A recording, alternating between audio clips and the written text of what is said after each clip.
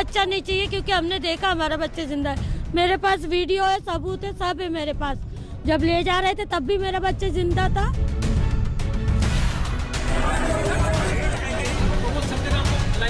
बच्ची है 8 साल की, ऑपरेशन हुआ ही था तुरंत वहाँ, और अभी मुझे मिलने नहीं दे रहा है। दिखा रहे, अगर मर गया है तो सामने रख दो ना, सब पहचान लेंगे अपने बच्चे। ये नहीं रख रहे साथ में।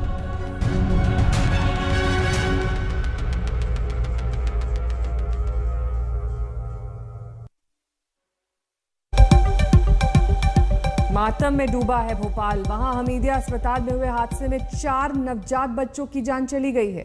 आग लगने से यह हादसा हुआ है। जिस वक्त ये आग लगी उस समय स्पेशल न्यूबॉर्न केयर यूनिट में 40 बच्चे भर्ती थे, लेकिन गनीमत रही कि 36 को बचा लिया गया। आखिर इस हादसे का गुनहगार कौन है?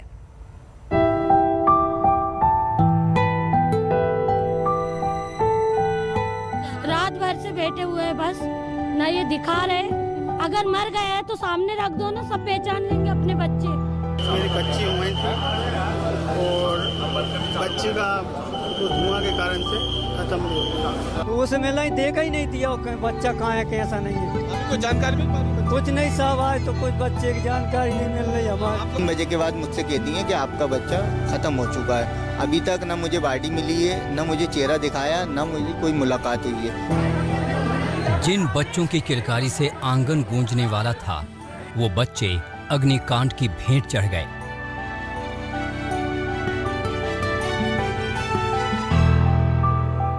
जो अस्पताल जिंदगी देते हैं, वही 4 नवजातों के शमशान बन गए।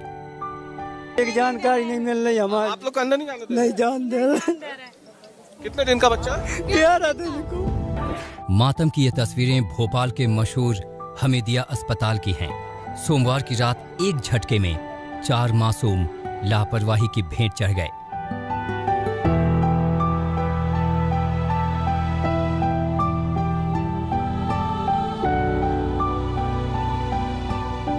यहां कमला नेहरू बिल्डिंग की 3री मंजिल पर बने बच्चों के वार्ड में आग लग गई। उस वक्त करीब 40 नवजात बच्चों का इलाज special newborn care unit SNCU में चल रहा था।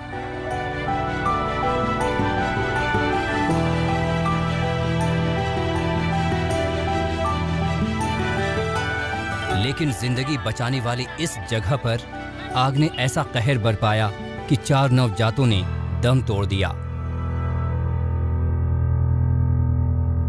बताया जा रहा है कि आग लगने के बाद पूरे SNCU में धुआं भर गया था।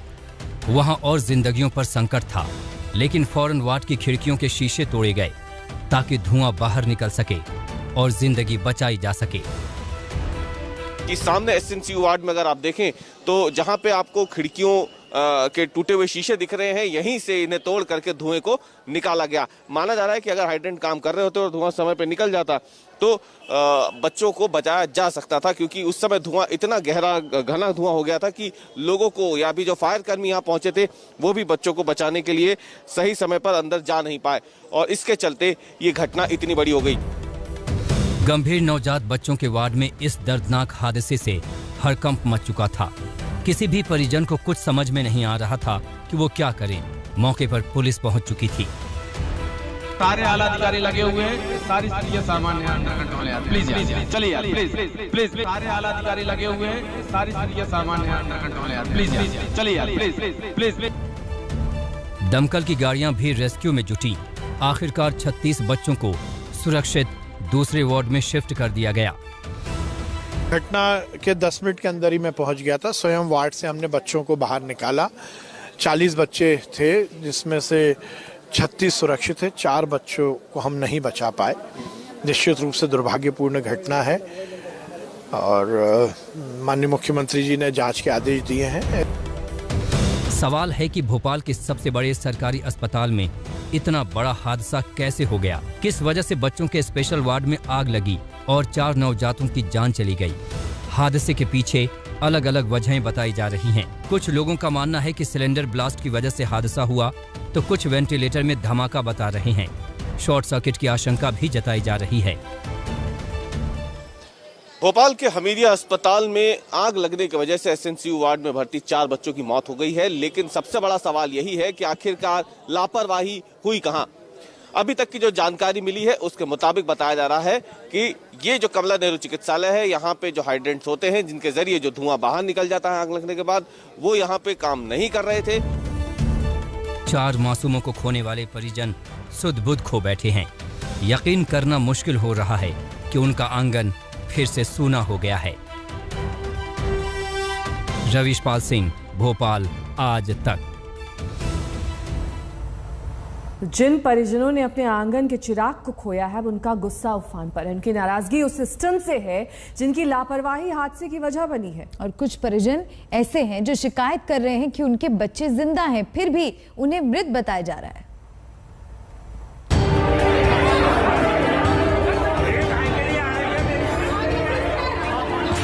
नहीं जान दे। कितने दिन का बच्चा? 11 दिन को।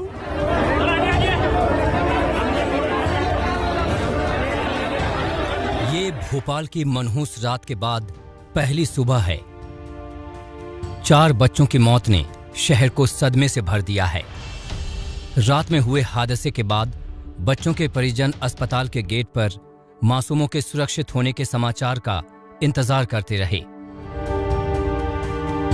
अपने नौनिहालों से जुड़ी जानकारी के अभाव में वो परेशान दिखे।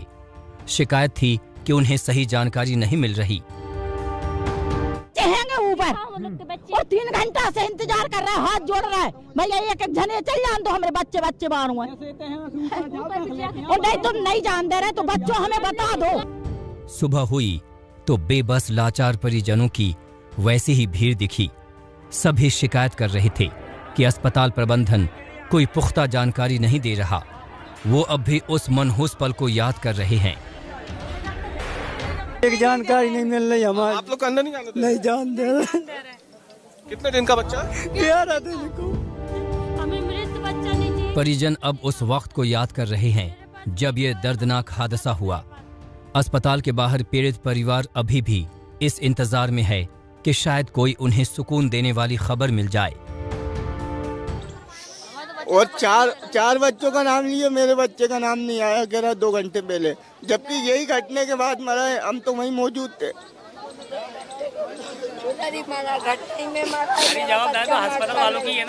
अस्पताल वालों की।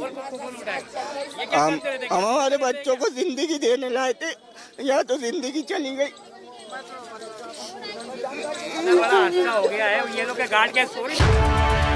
जिन 4 बच्चों की मौत हुई उनमें से कुछ परिजनों का दावा है कि उनका बच्चा जिंदा है, मृत बच्चा उनका नहीं है।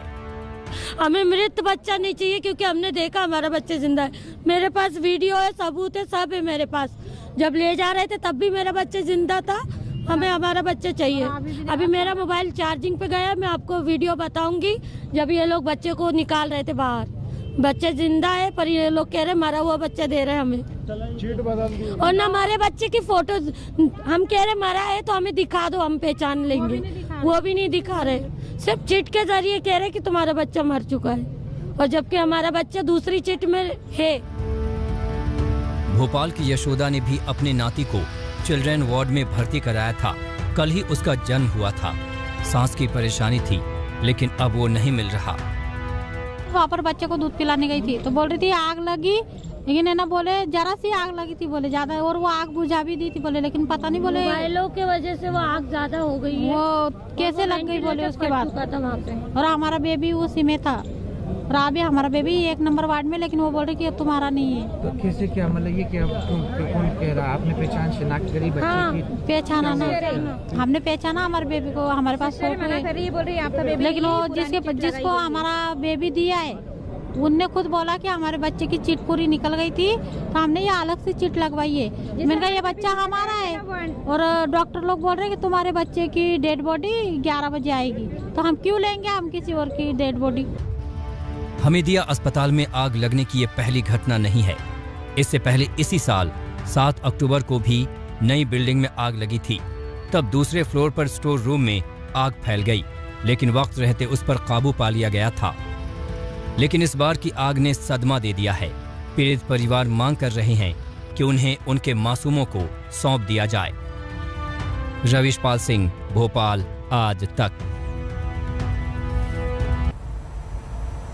हादसे के बाद मध्य प्रदेश के चिकित्सा मंत्री विश्वास सारंग कुछ देर पहले अस्पताल पहुंचे। उन्होंने आज तक संवाददाता रविशपाल सिंह से खास बातचीत में कहा कि जो बच्चे क्रिटिकल हैं उन्हें बचाने की हर मुमकिन कोशिश की जा रही है।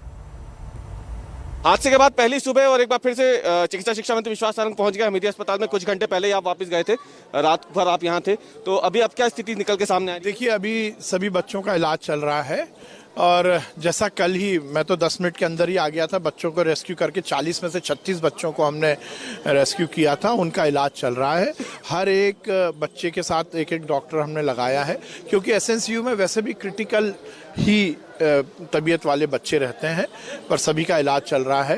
कल माननीय मुख्यमंत्री जी ने जांच की घोषणा की थी, वो जांच शुरू हो गई है। अभी एक बात निकल के सामने आ रही है कि परिजन आरोप लगा रहे हैं बच्चे मिल नहीं पा रहे। मैंने और वैसे तो रात में जब सब कुछ ठीक हो गया तो एक एक पेरेंट्स को हम लेके गए थे ऊपर। वहीं बिहार में जहरीली शराब से मौत का आंकड़ा बढ़ता जा रहा है। बक्सर में भी 2 मौत की खबर आई है, लेकिन सबसे ज्यादा प्रभावित इलाकों में से एक बेतिया में लोग गुस्से में। बिहार बीजेपी के अध्यक्ष संजय जायसवाल के खिलाफ कल नाराज लोगों का गुस्सा फूटा। उनके खिलाफ जमकर हंगामा हुआ।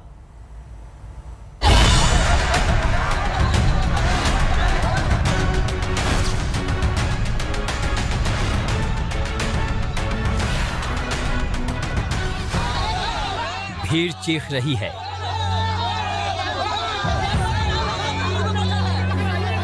चिल्ला रही है,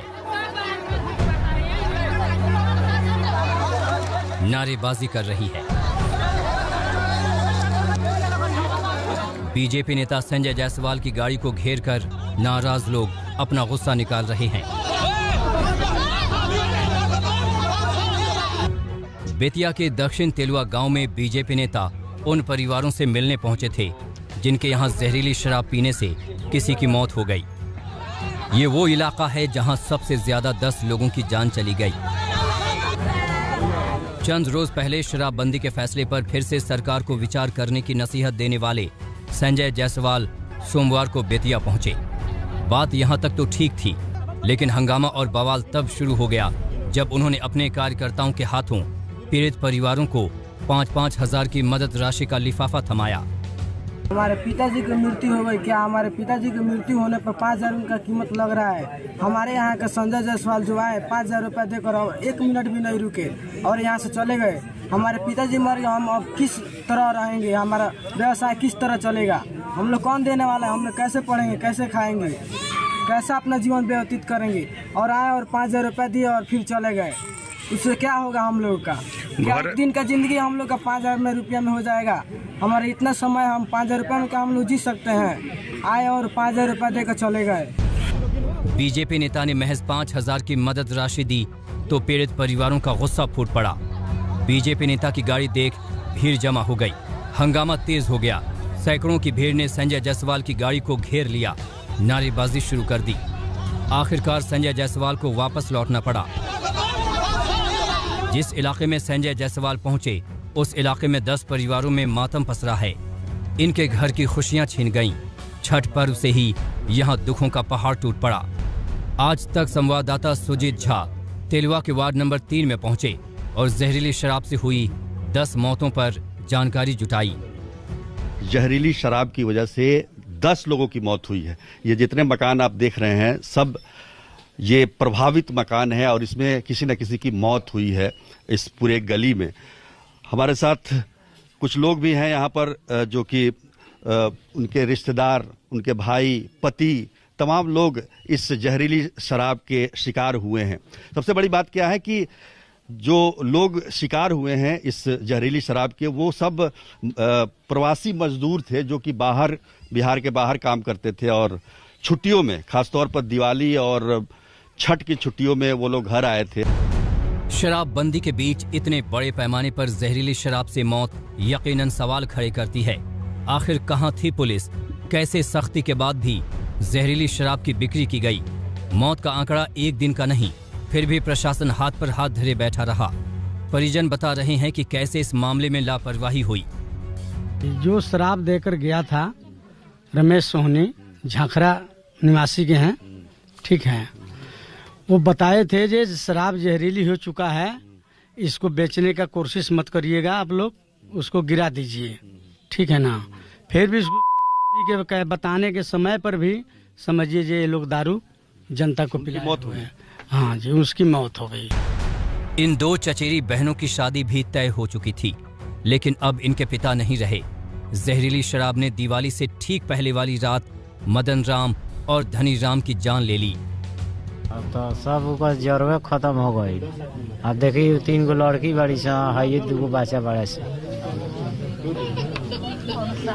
अब तो कोनो शहर नहीं है लोग जी, अब कहेंगे यहाँ का हो या तो हो गए लख शादी के में थी गोदन सार पायल तो ये होत रहे जे चल जाई, हम दोनों भाई राय करते से चल जाई, कुछ पैसा दे के आवल जाला, तो ओकरा बाद में बर्तन भरिया है बिजाबी सब कह के तो दिन उतरा ला। अब देखी जाई के हो गए। लोगों के मुताबिक तिलवा में 16 लोगों की जान जहरीली शराब पीने से हुई, लेकिन पोस्टमार्टम सिर्फ 13 का हुआ। इस वजह से सरकारी फाइल में वही 13 नाम शामिल किए गए हैं। जहरीली शराब ने केवल जान नहीं ली है, बल्कि अरमानों को भी खत्म कर दिया है। कई घरों में बेटियों की शादी करनी थी। एक मदन राम की बेटी जो निशा कुमारी है, उसकी शादी होने वाली थी, लेकिन पिता की मौत हो गई। अब ये शादी कैसे होगी, ये एक बड़ा सवाल है। इसी तरह से आप देखिए बगल में ही धनी राम का भी मकान है, और धनी राम की 3 बड़ी बेटियां हैं। एक की शादी तय हो गई है और उनकी मृत्यु हो जाती है जहरीले शराब की वजह से। अब ये शादी कैसे होगी, आप देखिए 3 बेटियां हैं, 2 बच्चे हैं, पत्नी है, माँ है, कमाने वाला कोई है नहीं, एक भाई हैं जो कि कुछ अब सहारा बन सकते हैं, लेकिन इन्हें मदद की जरूरत है। मातम अथाह है। अब सरकार एक्शन और जांच का भरोसा दे रही है।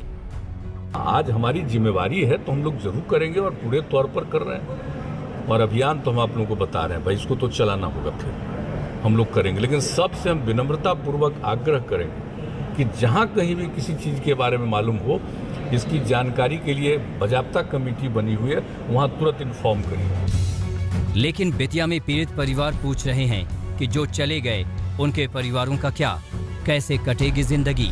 अब उन्हें सिर्फ मदद की ही आस है। रामेंद्र गौतम के साथ सुजीत झा, बेतिया आज तक। और इसी के साथ वक्त यहाँ पर एक ब्रेक का है। खबरों का सिलसिला आज तक पर लगातार जारी है, बने रहिए हमारे साथ। आज राष्ट्रपति भवन में आयोजित कार्यक्रम में 2021 के लिए पद्म अवार्ड्स के दिग्गजों को सम्मानित किया गया। रामविलास पासवान और तरुण गोगोई को मरणोपरांत पद्म भूषण सम्मान दिया गया। वहीं सुमित्रा महाजन भी सम्मानित की गई।